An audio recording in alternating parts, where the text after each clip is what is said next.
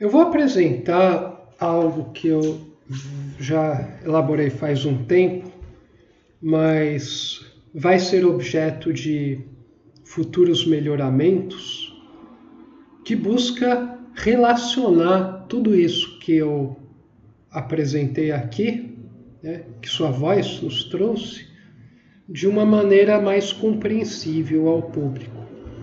Então, a minha ideia foi, eu construir um mapa conceitual que visa estabelecer relações entre os vocábulos que a gente vem tratando aqui, né?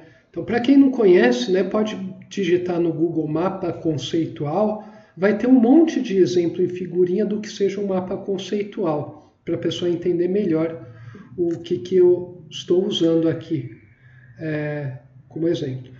Mas a ideia é a gente trabalhar essa questão de espaço, tempo, consciência, matéria, energia, espírito, colocar aí também os ramos que estudam essas coisas e colocar a vida, como um elemento central que está relacionado a isso tudo. Então vejam só, eu tenho aqui um esboço inicial que eu fui montando ao longo dos últimos tempos para conseguir trabalhar melhor a ideia das coisas. Então, na coluna direita, onde vocês veem matéria, energia e espírito, com a vida aparecendo aqui como um elemento muito especial, você tem, nós temos as formas individuadas que a substância assume no nosso universo. Na coluna do meio, que é a coluna esquerda, a gente tem as 3 dimensões de nosso universo: espaço, tempo e consciência. São as 3 dimensões de manifestação. Cada uma delas é mais característica a uma das formas, o que não significa que elas não estejam relacionadas entre si a todos os momentos, de várias maneiras. A gente sempre tem que tomar cuidado com isso também. E no lado esquerdo, eu decidi colocar campos de estudo que tratam sobre essas coisas, de maneira direta ou indireta, E daí isso também vai envolver aqui um pouco uma definição do que seja, exatamente esses campos de estudo, essas áreas. Então, olha só. Vamos pegar a geometria, que é algo bem simples. Ela mede, o espaço. Pode até desmembrá-lo, trabalhar em planos, retas, mas ela trabalha com o espaço. Não de uma forma algébrica, senão a gente teria a geometria analítica. Mas ela trabalha o espaço, ela mede coisas no espaço. E daí é isso que ela faz, basicamente.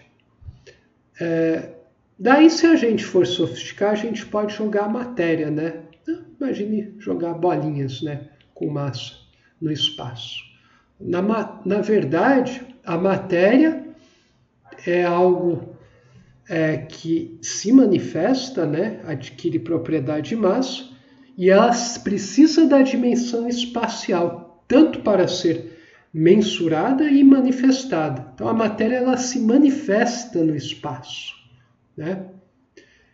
E, na verdade, a gente pode ver a geometria, levando em consideração a relatividade, a geometria explicando como a matéria se manifesta no espaço, E também,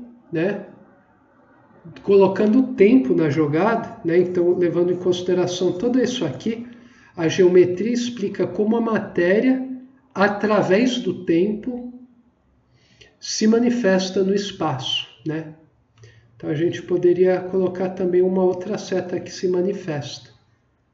Então a geometria explica a matéria se manifestando no espaço através do tempo, né? E esse espaço-tempo pode ser visto como uma única, como um tecido, né? A gente pode dizer. A matéria se movimenta no espaço, certo? E ela precisa do tempo com isso. Então a gente tem alguns esboços básicos relacionando geometria, espaço, tempo e matéria, né? E a cinemática, né, que é um campo de estudo da física, mas a gente pode até pensar numa cinemática estendida, se a gente for ver mais a fundo. Mas ficando só na nossa cinemática, ela relaciona o tempo com a geometria, que mede o espaço, né? A cinemática ela não está relacionada com a matéria em si, né? Que daí começa a dizer respeito a forças, né?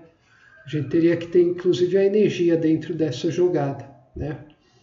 A cinemática não está interessado no que causa os movimentos que ela estuda. Agora, se a gente considerar essas causas, a gente tem que considerar o aspecto de massa, o momento de inércia da matéria, isso pensando no nível puramente físico, né, do campo da mecânica. Não confundir com a mecânica, que é um aspecto de princípio do nosso universo, certo?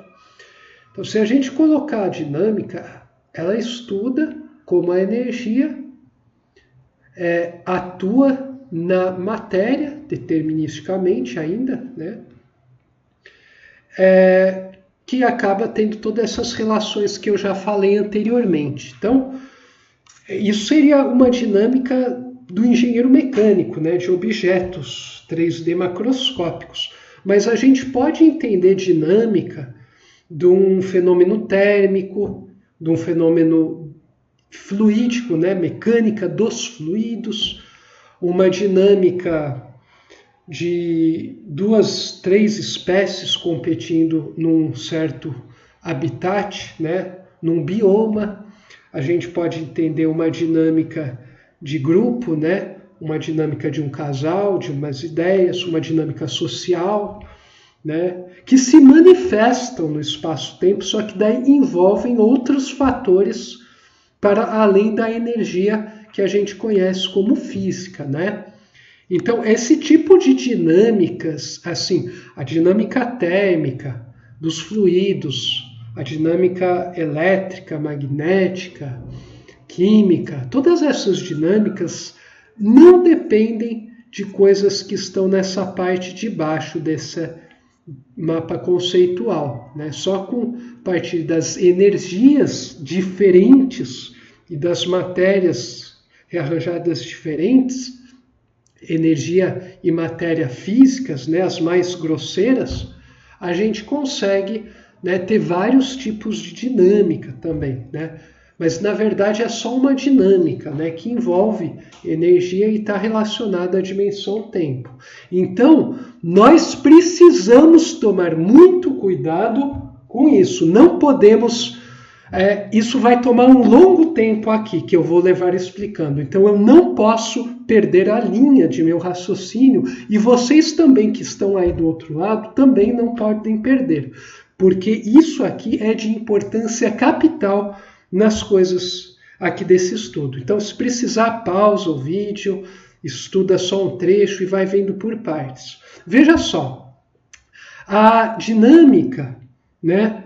Eu tenho toda uma dinâmica estendida que abarca uma série de fenômenos físicos que até do ponto de vista macroscópico pode parecer que esteja parado, mas não está. Pense, por exemplo, eu aquecendo uma chaleira, né? A água está mais ou menos parada, se eu ver de longe, mas existe uma dinâmica térmica ocorrendo à medida que eu aqueço essa chaleira, né? Da mesma maneira que uma pessoa que está estudando alguma coisa, já entrando com o fator espírito aí, consciência, a pessoa está parada no espaço, né? Não totalmente parada, que isso não existe, mas ela está, de certa maneira, parada em termos macroscópicos, mas ela está em movimento contínuo em termos psíquicos. Então, nós não podemos dizer que não existe uma dinâmica também aí, mesmo que ela não se manifeste de forma muito grande, né, muito evidente no palco espaço-tempo, certo? Então a gente tem uma dinâmica relacionada ao mundo psíquico, né, consciencial, que é uma dinâmica de espécie diferente de todas as dinâmicas que a gente está acostumado a estudar, que abarcam o mundo objetivo, a famosa res extensa do Descartes, né? A gente pode falar numa dinâmica referente ao res cogitans desse mesmo Descartes, que infelizmente dividiu essas duas coisas, né? Então, daí a gente precisa entrar com esses elementos, com o fator alfa e todas as coisas derivadas dele, para conseguirmos compreender o que seja essas outras coisas. Então, veja só, o espírito, ele se expressa através da dimensão psi, consciência, né, que pode ter vários níveis. E essa consciência, ela forja, né, e dinamiza e sustenta o que a gente conhece como vida. E essa vida, né, que manifesta no palco espaço-tempo numa forma orgânica, ela exprime consciência. Ela exprime essa própria consciência, que é uma dimensão de manifestação, é a dimensão de manifestação do espírito. Então, você percebe que para fazer tudo isso, a gente precisa ter algum campo de estudo que comece a tratar disso de uma maneira mais séria. O que a gente pode chamar aqui de mecânica substancial, né?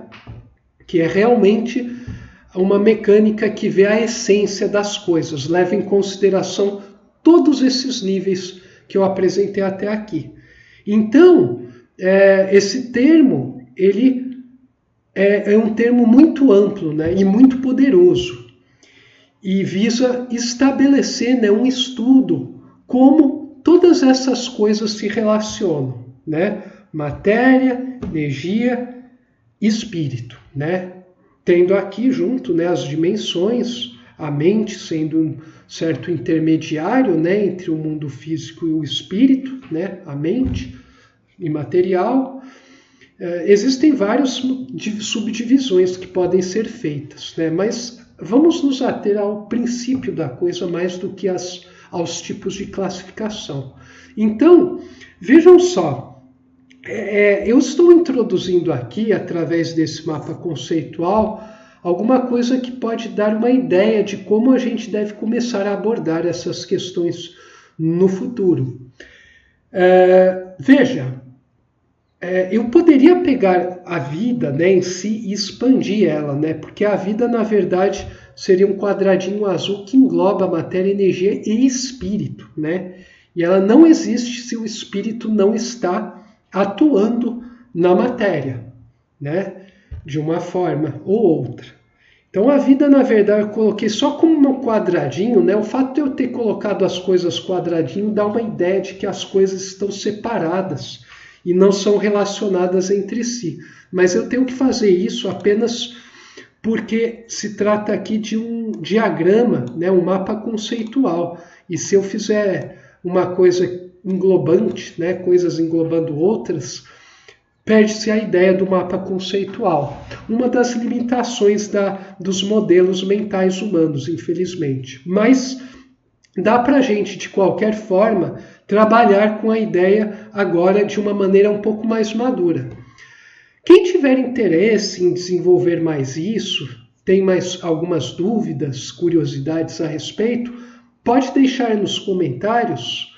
Eu pretendo depois, futuramente, incorporar isso nas visões que eu venho desenvolvendo nos últimos anos, né? Estou aprofundando, sobretudo através da vivência ao longo da minha vida, né? Então, qualquer pessoa que tiver curiosidade, quiser saber mais sobre isso, está convidada, né, a participar do grupo de estudo que estou realizando 1 hora por semana, né, via webconferência, ou pode enviar uma mensagem para mim, se a pessoa realmente estiver interessado nisso, né, e compreender o que está sendo exposto aqui, né, para a gente começar a estabelecer uma parceria.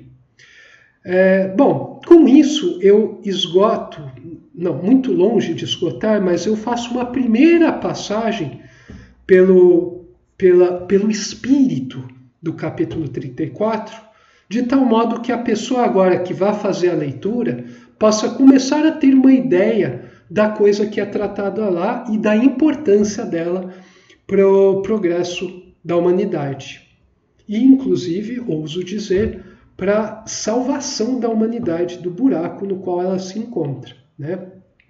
Então, lembrem-se, vocês precisam implementar isso em vida, porque se isso não for algo vivenciado em cada instante, das mais diversas maneiras, claro, cada um à sua maneira, de nada adianta o tempo que está sendo gasto aqui comigo. Então, essa é sempre a dica que eu sempre estarei martelando em todos os vídeos, ou quase todos, né? Então, com isso, a gente conclui o capítulo 34 e a gente pode agora entrar no próximo, 35, que vai começar a tratar dessa evolução dimensional. Saudações fraternas e até lá!